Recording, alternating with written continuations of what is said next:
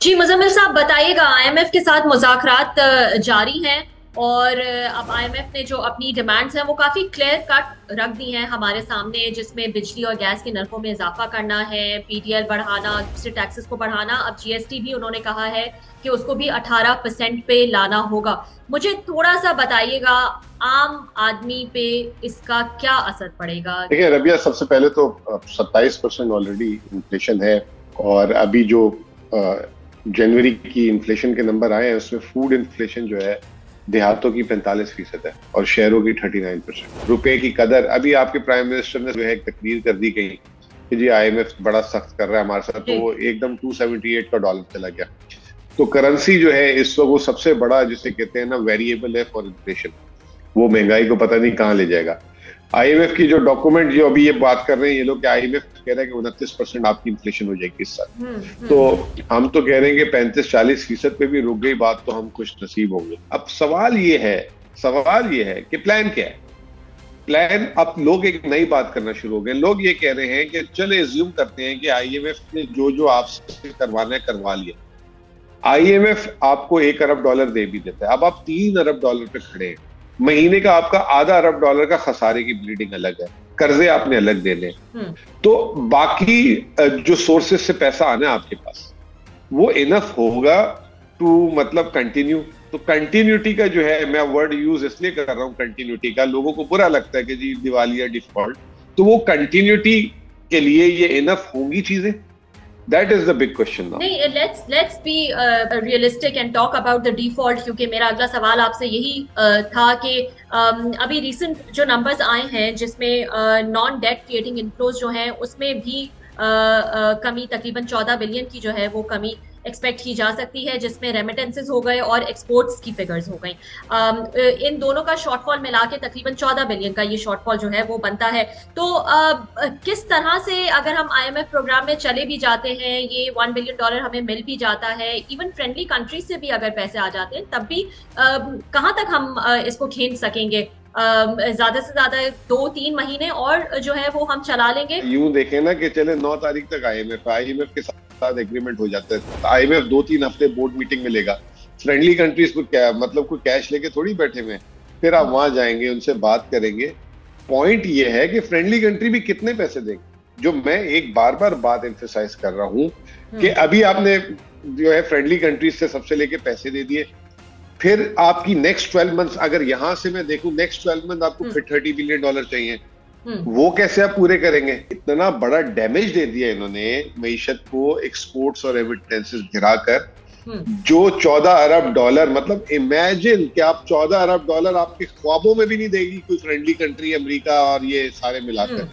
ये आपने अपनी हार्ड अर्न जिसे कहते हैं कि इनकम को उड़ा दिया पकड़। इसको आपने कैसे रिवाइव करना है? अब उसको रिवाइव करने के लिए कल सिलानी से जो है उन्होंने मदद मांगी है सागदार साहब ने कि आप $2 अरब दुनिया से इकट्ठा करके लाएं। तो मतलब तमाशा बना दिया आपने ना पकड़ की चीजों को। तो आई एम वेरी कंसर्न कि ये जो चीजें जिस तरीके से चल रही हैं और जिस तरह से डार साहब लेके चल रहे हैं, पहले उन्होंने कुछ कहा था, अब जो है कुछ हो रहा है और कोई सोल्यूशन नहीं है, कोई बातचीत नहीं है। Only way forward is debt rescheduling और रीप्रोफाइलिंग, वरना आप नहीं चल सकते। मैं आपको बड़ी ईमानदारी से बात बताऊं, अवाम को किस तरह से मेंटली प्रिपेयर करेंगे आप? क्या एक्सपेक्ट करना चाहिए? क्योंकि ये स्पेसिफिक चीजें जो हैं, जीएसटी का बढ़ना या डेप्रिसिएशन, जो बिजली और गैस की कीमतों को बढ़ना, इसकी वजह से जो इन्फ्लेशनरी प्रेशर्स आएंगे उसके लिए अवाम को किस तरह से मेंटली रेडी होना चाहिए? क्या क्या एक्सपेक्ट करना चाहिए? देखिए मैं ये कहूंगा कि इस वक्त दो तरीके की अवाम है। एक जिनका अल्लाह का बहुत, वैसे तो सब पे अल्लाह का करम है, ठीक है ना, चाहे वो गरीब है चाहे अमीर है। मैं लेकिन माली एतबार से बात कर रहा हूँ कि जिन पे अगर अल्लाह का करम है तो वो जो है इस वक्त अपने नीचे वालों का सोचें और उनके लिए जो है जो आने वाले दिनों में महंगाई है उसको प्रोटेक्ट करें, ठीक है ना।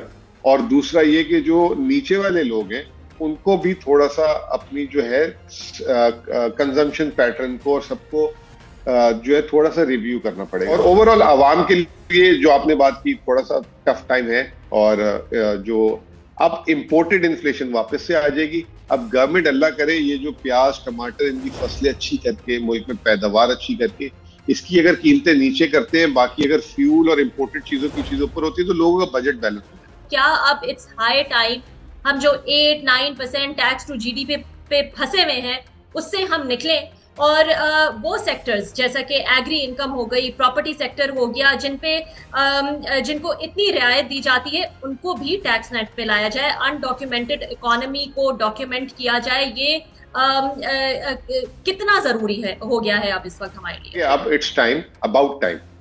जो पैसे कमाता है ना वो टैक्स दे। अब ये जो एग्रीकल्चर वाले का इनकम टैक्स नहीं लगेगा, जो डॉक्टर है उसका टैक्स नहीं लगेगा, जो एजुकेशनिस्ट है, बच्चों की ट्यूशन पढ़ाने लोग आ रहे हैं, वो तो 10-10, 20-20, 30-30 हजार पे एक घंटे के मांगते हैं, और वो टैक्स नेट में नहीं है, ठीक है ना।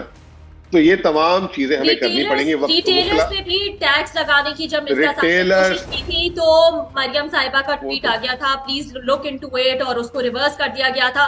अगर ऐसे ही मामला चलते रहेंगे तो कैसे हम अपने रेवेन्यूज को बढ़ाएंगे और कैसे अपने पैरों पर खड़े होंगे। देखिए अभी ये मिनी बजट आ रहा है, जिस जिस जगह से टैक्स मिलता है उसी की शरह, आपने खुद अभी बोला 18% सेल्स टैक्स की बात कर रहे हैं, और वो जो है फ्लड लेवी लगा, जहां से मिलता है। अब उससे क्या होता है, महंगाई बढ़ती है। आप इसको मतलब डाइवर्सिफाई कर देना, आप वकीलों से टैक्स लें, आप जो है पेंशन पे लोगों, एक पेंशन है 25,000, 20,000, 10,000, 5,000, एक पेंशन है 10-10 लाख रुपए, 20-20 लाख रुपए, जो जजों को जाती है, जो जर्नैलों को जाती है, जो ब्यूरोक्रेट्स को जाती है, वो टैक्स फ्री है, ठीक है ना। एग्रीकल्चर इनकम टैक्स फ्री है। वो जो देखो इस तरह का जो है, आपने टैक्स फ्री किया, रिटेलर की आपने बात कर दी, बड़ी बड़ी दुकानें लेके बैठे हैं, टैक्स नहीं देते। तो ये सारे बिजनेसेस को अब आप टैक्स करें, और जहां पे बहुत हाई टैक्स है उसको लाइट करेंगे तो इन्फ्लेशन भी कम हो जाएगी, गवर्नमेंट की आमदनी भी बढ़ेगी, और सब कुछ हो जाएगा। और गवर्नमेंट आखिरी में अपने आप खुदा के वास्ते, अभी इन्होंने ऑस्टेरिटी वो कमेटी बनाई थी कि जी खर्चे कैसे कम करने हैं। उन्होंने कहा कि जी आप जो है पता नहीं काबीना जो है इतनी कम कर दें और ये खर्चे कम कर दें। कल एक और इन्होंने काबीना में बंदा शामिल कर दिया। तो ये सीरियस, इनको ये सीरियस नहीं है, ये सिर्फ बातों के शेर है, और इलेक्शन इनका शेर स्लोगन है लड़ने का, लेकिन इनके अमल में कहीं भी जो है ना इस शेरों वाली काम नहीं है। ये सिर्फ मतलब बातें कुछ करते करते कुछ। ठीक है Muzammil, thank you so much हमसे बात करने के लिए।